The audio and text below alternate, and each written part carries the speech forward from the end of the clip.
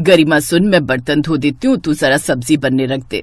नहीं नहीं, मुझसे सब्जी जल जाएगी माँ, आप ही देखो ये सब्जी वब्जी, लाओ मैं बर्तन धो देती हूँ। अरे मैं खड़ी हूँ ना, तू देख ले।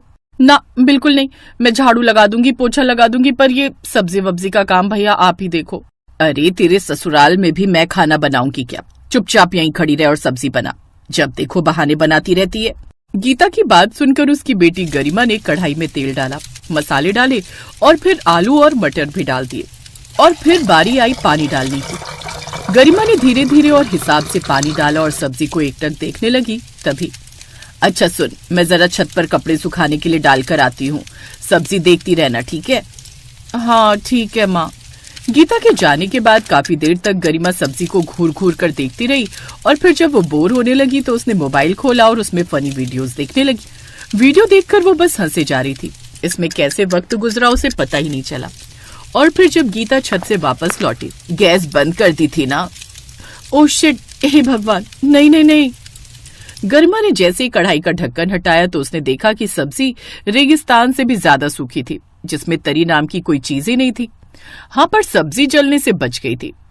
Thank God. देखो माँ, सब्जी जलने नहीं दी मैंने, बिल्कुल परफेक्ट बने आलू मटर। देखो, परफेक्ट की बच्ची, इसकी तरी कहाँ गई है? वो तो मैंने सोचा ही नहीं। अब ऊपर से पानी डाल दूं क्या? हाँ हाँ, पानी क्यों, पेट्रोल डाल देना, कम से कम किसी चीज का तो स्वाद आएगा। है मम्मी, सच में पेट्रोल डाल सकते हैं क्या? हे भगवान, क्या होगा इस लड़की का? देखना ससुराल जाकर रोज मुझे ही गाली खिलवाएगी। रोज की तरह उस दिन भी गरिमा ने जादू कर दिखाया था। वो देखते ही देखते रोज सब्जी में से तरी गायब कर देती थी और फिर शाम को लाओ भाई, खाना लगाओ, बहुत भूख लगी है। क्या पापा, आप खुद का ढाबा चलाते हो और फिर भी भूखे रहते हैं? अरे पगली, अब रोज रोज कौन शाही पनीर या मटर पनीर खाता है? हैं?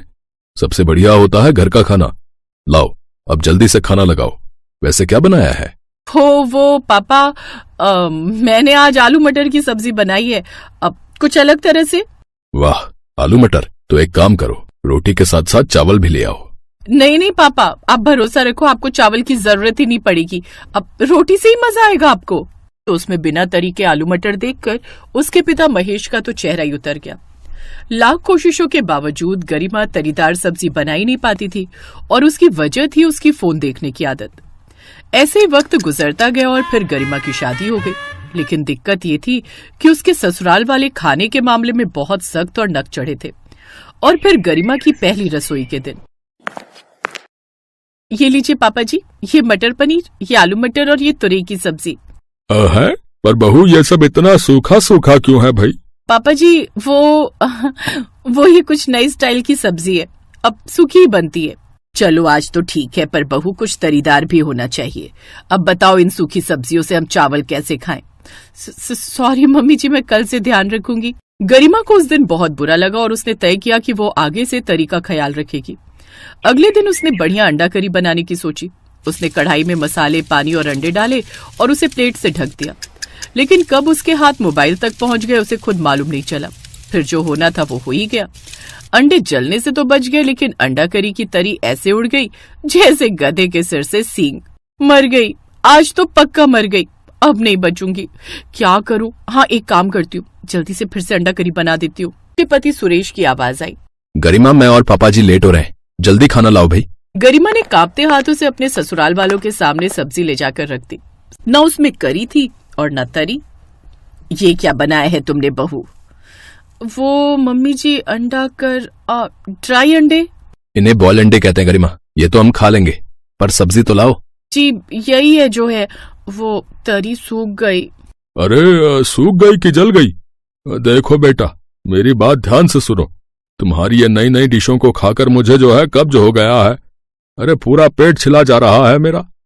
तुम कुछ तरीदार बनाओगी तो बड़ी मेहरबानी होगी, वरना एक दिन हम ऐसे ही सूखे सूखे मर जाएंगे, समझ रही हो ना? अब की बार ओम प्रकाश और सरला की आवाज में गुस्सा था। अगले दिन गरिमा ने कसम खा ली कि वो तरीदार आलू टमाटर की सब्जी बनाकर रहेगी। उसने सारे मसाले डाले और पानी डाला। फिर मोबाइल पर कई तरह के वीडियोस आ गए, जिसमें एक से बढ़कर एक शेफ नुस्खे बताने लगे कि कैसे तरी एकदम परफेक्ट बनाई जाए। ये देखकर गरिमा बहुत खुश हुई और फिर वो एक एक करके सारे वीडियोस देखने लगी। और फिर अब देखती हूँ कि कैसे मेरी तरी जलती है। ये कहकर गरिमा ने मोबाइल साइड में रखा और फिर जैसे ही गरिमा ने कढ़ाई का ढक्कन खोला तो देखा कि टमाटर काले पड़ गए थे, आलू भी पथरीले से हो गए थे।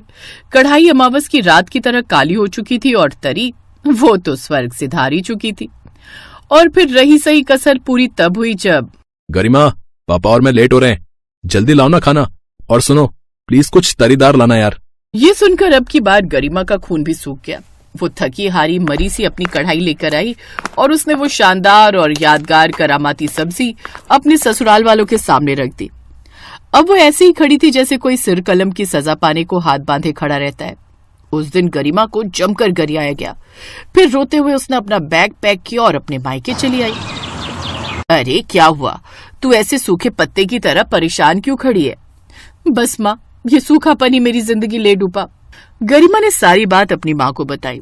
ये सुनते ही गीता ने उसके हाथ से फोन छीना और उसे पानी से भरी बाल्टी में डाल दिया। माँ, ये क्या किया आपने? बिल्कुल ठीक किया तुमने गीता। अब देखना, तेरी हर सब्जी तरीदार बनेगी। अब उठा अपना बैग और चल, तुझे तेरे ससुराल छोड़कर आते हैं। ससुराल पहुंचकर गरिमा की माँ गीता सबके सामने हाथ जोड़कर खड़ी हो गई। बहन जी, इसे माफ कर दो, आगे से ये ऐसी गलती कभी नहीं करेगी। अरे पर बहन जी, इससे तरीदार सब्जी बनी नहीं सकती कभी। बनेगी बनेगी, देखना आज से ही बनेगी। इसकी माँ ने सब सिखा दिया है, विश्वास कीजिए। अगर ऐसी बात है तो आप लोग भी आइए और शाम का खाना हमारे साथ ही खा के जाइएगा, है? इसके बाद सभी लोग खाने की मेज पर बैठकर बातें करने लगे और गरिमा बिना मोबाइल के पहली बार वो रसोई में काम कर रही थी। उसे ऐसा लग रहा था जैसे बिना आत्मा का शरीर बस कहीं चले जा रहा है। उसने मसाले डाले, अच्छे से भुना, फिर पानी डाला और फिर अंडे। फिर बिना कहीं ध्यान भटकाए वो एक टक सब्जी की आवाज को सुनने की कोशिश कर रही थी। तभी उसे अंदर से आवाज आई, थोड़ा तरी का ध्यान रखना गरिमा, आप चिंता मत कीजिए, सब ठीक होगा। हाँ, इस बार सब ठीक होगा। अपनी माँ और सास की बातें सुनकर गरिमा ने कढ़ाई की ओर देखा और फिर थोड़ी देर बाद उसने एक लंबी सांस ली और कढ़ाई का ढक्कन खोल दिया। उसकी आंखों के सामने लजीज तरीदार अंडा करी बनकर तैयार थी। फिर खाने की मेज पर जैसे ही उसने उस सब्जी को देखा तो हर कोई हैरान रह गया। वाह गरिमा, न ज्यादा न कम, न फीकी न तीखी, क्या तरी है। आप चिंता मत कीजिए बहन जी, अब से ये रोज ऐसी बढ़िया तरीदार सब्जी बनाएगी। पर ऐसा भी क्या कर दिया आपने बहन जी, जो हमारी बहू एक ही दिन में सीख गई? कुछ नहीं, बस ऐसे ही थोड़ा सा सिखा दिया जो पहले कभी नहीं सिखा पाई थी। उस दिन सभी ने गरिमा की दिल खोलकर तारीफ की। खासकर उसका पति सुरेश तो बहुत ही खुश था और अपनी यही खुशी जताते हुए उसने गरिमा से कहा, इतनी स्वादिष्ट अंडा करी मैंने आज तक नहीं खाई। सच में कमाल कर दिया गरिमा तुमने। जी कर रहा है तुम्हें कुछ इनाम दूं। हाँ, मैं कल ही तुम्हें नया मोबाइल दिलाता हूँ। नहीं नहीं। नई नवेली बहू रोशनी को भिंडी की सब्जी बहुत पसंद थी। बहू, इतना अच्छा मौका है? आज तेरी पहली रसोई थी, आज तुझे कुछ मीठा बनाना चाहिए था भाई। भिंडी की सब्जी क्यों बना दी?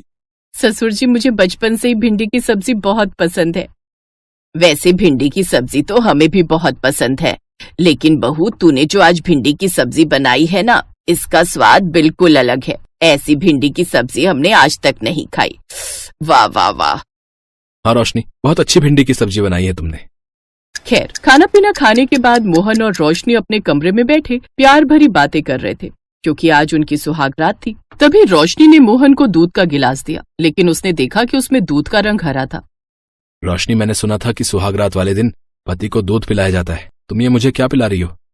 मैं भी आपको दूध ही पिला रही हूँ, ये दूध ही तो है। रोशनी, हरे रंग का दूध तो मैंने पहली बार देखा है। या तो तुम पागल हो या तो तुम मुझे पागल बना रही हो। पागल होंगे तुम्हारे दोस्त, ये कोई ऐसा वैसा दूध नहीं है, बल्कि भिंडी वाला दूध है। इससे आपको एनर्जी भी मिलेगी।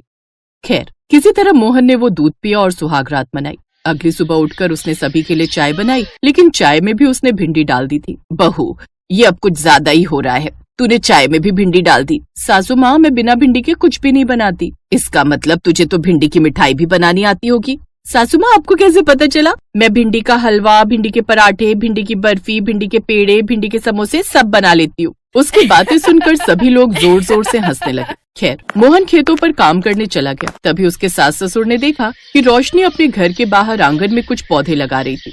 बहू, ये क्या कर रही है तू? सासू माँ, अब हमारे आंगन में कुछ ही महीनों बाद भिंडी भिंडी नजर आएंगी। बहू, जब तू भिंडी लगा ही रही है तो इसके साथ ही साथ लौकी, तुरई, कद्दू ये सब भी लगा दे। हमने भिंडी की तारीफ क्या कर दी, तू तो हमेशा भिंडी बनाती रहती है, कभी कभी कुछ और भी बना दिया कर। लेकिन कुछ सालों बाद ऐसा हुआ कि बारिश बिल्कुल नहीं हुई और सभी की फसलें पूरी तरह बर्बाद हो गई। माहौल ऐसा हो गया कि लोग भूखों मरने लगे। गांव की एक चाय की टपरी पर कुछ आदमी भूखमरी के बारे में चर्चा करने लगे। अरे भैया नंद किशोर, लगता है ये गांव भारत के नक्शे से अब जल्दी ही मिटने वाला है। बिल्कुल सही कह रहे हो भाई साहब। अब तो हम लोगों के घर में न खाने को अनाज बचा है और न ही दवाई कराने के लिए पैसे। पिछले 2 सालों से न बारिश हुई, न ही कोई कमाई हुई। तभी वहाँ पर भागता हुआ मोहन आ गया। अरे नंद किशोर चाचा, तुम यहाँ बैठे हुए हो, जल्दी से अपने घर में जाओ। तुम्हारे माँ बाप अब इस दुनिया में नहीं रहे। मोहन की ये खबर सुनकर सभी के रोंगटे खड़े हो गए। नंद किशोर ने अपना पूरा परिवार खो दिया। धीरे धीरे गांव के और भी लोग अपनी जान गंवाने लगे। लोग भूख की वजह से मरने लगे। मोहन अपनी आंखों के सामने गांव वालों को तबाह होते हुए देख रहा था, पर वो कुछ भी नहीं कर पा रहा था। मोहन, अगर ऐसे ही चलता रहा तो एक दिन हमारा परिवार भी हमारी नजरों के सामने खत्म हो जाएगा। मेरे मायके से थोड़ी दूर पर एक जंगल है, वहाँ पर एक बाबा रहते हैं, उनसे चलकर बात करते हैं, वो कोई उपाय जरूर बताएंगे। रोशनी, वैसे तो मैं इन बाबाओं पर और अंधविश्वास पर भरोसा नहीं करता, लेकिन अपने गांव को बचाने के लिए मैं कुछ भी कर सकता हूँ। बहू बिल्कुल सही कह रही है बेटा, हर बाबा पाखंडी नहीं होते। कुछ तांत्रिक आज भी मौजूद हैं जिनके पास बहुत ज्ञान है, वो जरूर कुछ कर सकते हैं। मोहन रोशनी के साथ उसके मायके के पास एक घने जंगल में पहुंच गया। वहाँ पर एक बाबा की कुटिया बनी थी। वो दोनों कुटिया के अंदर घुस गए। बाबा, ये मेरे पति हैं। मेरे ससुराल में पिछले 2 साल से बारिश ही नहीं हुई। हमारा गांव गरीबी रेखा से भी नीचे चला गया है। हमारे गांव की तरफ कोई ध्यान नहीं दे रहा। लोग भूख की वजह से मर रहे हैं। हमारी आंखों के सामने देखते ही देखते कई परिवार तबाह हो गए। रोशनी बिटिया, ये जो भी हुआ है ऐसे ही नहीं हुआ। उस गांव को उनके पापों की सजा मिली है। उस गांव में कोई भी ऐसा परिवार नहीं है जिसने हजारों पेड़ नहीं काटे। बाबा, आपने बात तो बिल्कुल सही कही। लोगों ने अपने घर बनवाने के लिए कई पेड़ काट डाले। कुछ लोगों ने तो पैसों के लालच में ही पेड़ काटकर बेच दिए। अगर पेड़ गलती से कट भी जाते हैं तो अपने घर के सामने 2-3 नए पेड़ लगा लेने चाहिए, जिससे ये कुदरत संतुलित रहती है। असंतुलन की वजह से ही बारिश नहीं हो रही। बाबा, इसका कोई उपाय तो होगा? तुम दोनों को मिलकर गांव में बहुत बड़ा भंडारा करना होगा। सभी को खाना खिलाना होगा और खाना खाते वक्त गांव का हर एक इंसान हर एक निवाले के साथ इस कुदरत से पेड़ काटने के जुर्म में माफी मांगता जाए, तभी बारिश हो सकती है। और बारिश होते ही सबसे पहले पेड़ लगाना, उसके बाद अपनी खेती करना, वरना दोबारा भूखमरी आ जाएगी। ठीक है बाबा, हम कल ही बहुत बड़ा भंडारा करते हैं। दोनों वापस आ गए। अब उसके सास ससुर भंडारे को लेकर परेशान हो गए। रोशनी, हम भंडारा कैसे रखेंगे? ये गांव बहुत बड़ा है। अब तो हमारे पास भी इतना अनाज नहीं बचा कि पूरे गांव को खिला सके। बेटा, अगर बाबा जी ने बताया है तो हमें किसी भी हालत में यह करके देखना चाहिए, क्योंकि इसके अलावा हमारे पास कोई दूसरा रास्ता नहीं है।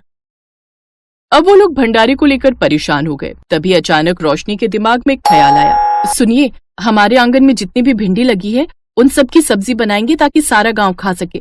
ये सुनकर उसकी सास हंसने लगी। बहू तो बड़ी भोली है।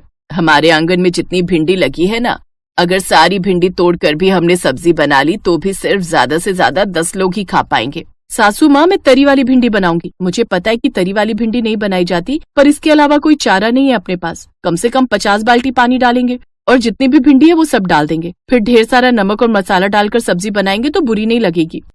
बहू बिल्कुल सही कह रही है। और वैसे भी अभी हमें स्वाद नहीं, लोगों की जानें देखनी है। तो ठीक है, मैं जल्दी से सारी भिंडी तोड़ लाता हूँ। बेटा, वो सब हम कर लेंगे। अभी तो गांव वालों को इकट्ठा कर। बाबा ने जो भी बताया गांव वालों को समझा दे। उसके बाद गांव के कुछ लड़कों को भी बुला लेना। सब लोग मिलकर भंडारा करेंगे तो जल्दी हो जाएगा। पिताजी, आपने बिल्कुल सही कहा। मैं भी सारे गांव वालों को इकट्ठा करके सारी बात बताता हूँ। मोहन गांव वालों को इकट्ठा कर ही रहा था कि उतने में 3 आदमी और ही दुनिया छोड़कर चले गए। पहले तो उनका अंतिम संस्कार किया गया। उसके बाद मोहन ने भंडारे वाली सारी बात गांव वालों को बता दी। बेटा, बाबा ने जो भी बताया बिल्कुल सही बताया। हम अपने फायदे के लिए पेड़ काट डालते हैं और ये नहीं सोचते कि हम अपने लिए ही गड्ढा खोद रहे हैं। हम सबको मिलकर जल्द से जल्द भंडारा करना होगा और कुदरत से और प्रकृति से माफी मांगनी होगी। हम सब तरी वाली भिंडी बनाने में रोशनी बहू की मदद करेंगे। आज रात भर कोई नहीं सोएगा इस गांव में। हाँ, सारा गांव उस रात नहीं सोया। सब रोशनी के साथ मिलकर सब्जी बनवाने लगे। उन लोगों ने उतनी भिंडी में 50 बाल्टी पानी मिलाकर तरी वाली भिंडी की सब्जी बनाई। सब्जी बनाते बनाते सुबह हो गई। खैर, सारे गांव ने वैसा ही किया जैसा बाबा ने बताया था। 1 घंटे में ही बारिश शुरू हो गई। अब जल्दी से भंडारा शुरू करते हैं, लेकिन गांव वालों याद रखना, हर निवाला अंदर लेते समय उन पेड़ों को काटने के लिए कुदरत से माफी मांगते रहना। अगर एक भी निवाला बिना माफी मांगे खाया तो ये भुखमरी कभी खत्म नहीं होगी और ये गांव वीरान हो जाएगा। और उसी वक्त पेड़ लगाने शुरू कर दिए। उस दिन के बाद किसी ने भी पेड़ नहीं काटे और सभी खुशी खुशी रहने लगे।